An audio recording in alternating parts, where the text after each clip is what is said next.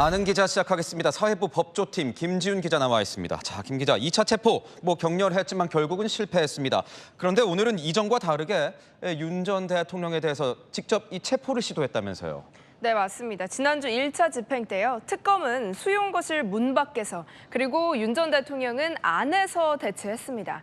그런데 오늘은 특검이 별도 공간, 구치소 내 다른 사무실로 윤 전 대통령을 불러냈습니다.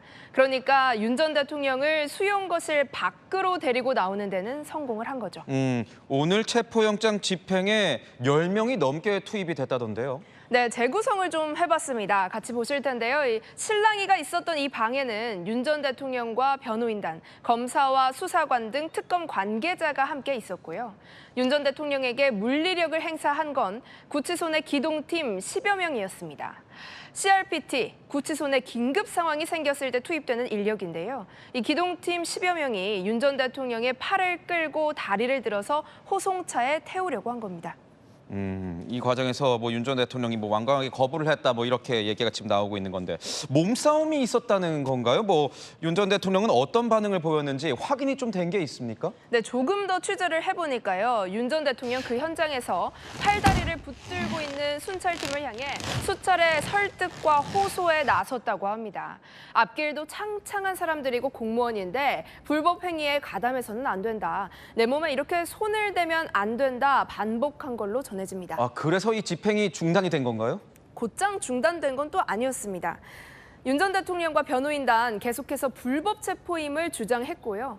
구치소 측은 문홍주 특검보에게 전화를 걸어서 보고하고 재차 집행 지휘를 받았습니다. 문 특검보 1차 때와 달리 오늘은 현장에 가지를 않았거든요. 그러니까 구치소 관계자들이 어떻게 하면 되겠느냐 특검보에게 물어봤다는 건데 그러면 어떤 반응이 나왔습니까? 네, 문 특검보 스피커폰으로 지시를 한 걸로 전해집니다. 그러니까 일종의 원격 지휘를 한 건데요. 구치소 관계자들에게 당장 집행하세요라고 했고 윤석열 전 대통령이 여기에 저항을 하자 구치소 관계자들이 다시 한번 지휘를 해주십시오라고 하니까 재차 지시합니다. 당장 집행하세요. 이렇게 3-4차례 실랑이를 이어간 걸로 파악이 됐습니다. 지금 보면 윤 전 대통령이 어깨가 빠질 것 같다 이렇게 호소를 했다는 거예요. 도대체 그 당시는 어떤 상황이 벌어진 겁니까?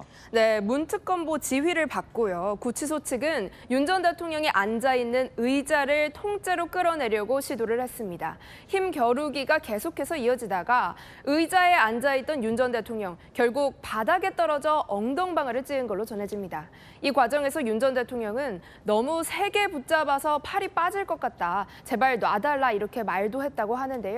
결국 부상 위험을 이유로 2차 체포영장 집행도 중단이 됐습니다. 윤 전 대통령은 정말 부상을 입은 겁니까? 의자와 함께 팔을 붙들려 있었으니까요. 그 집행 과정에서 통증은 있을 수 있는 상황이었습니다.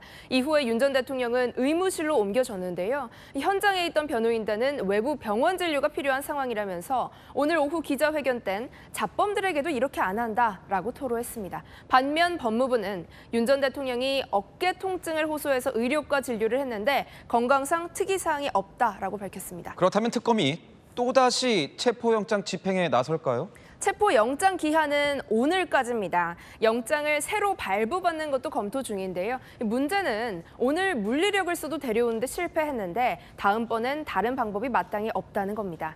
윤 전 대통령 오늘도 특검 측에 조사 받으러 간다고 해도 진술 거부권 행사할 거다 여러 번 말했다고 합니다. 특검에서 어떤 선택을 할지 지켜봐야 할 것 같습니다. 네, 김지훈 기자와는 조금 뒤에 이야기 더 나눠보도록 하겠습니다.